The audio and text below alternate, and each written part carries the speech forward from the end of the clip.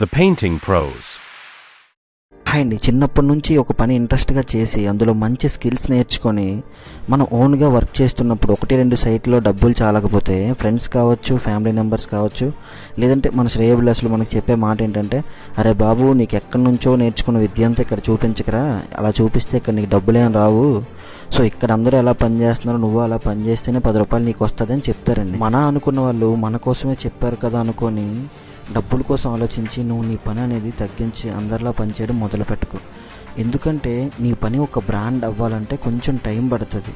So ఆ time వచ్చేంత వరకు ఆగగలిగితే ఆ బ్రాండ్కి రేట్ అనేది నువ్వు సెట్ చేయొచ్చు. మన వర్క్ అనేది మార్కెట్లోకి వెళ్ళాలంటే కొన్ని రోజులు టైం పట్టొచ్చు, కానీ తరువాత ఆ బ్రాండ్కి వచ్చే సక్సెస్ చాలా బాగుంటుంది.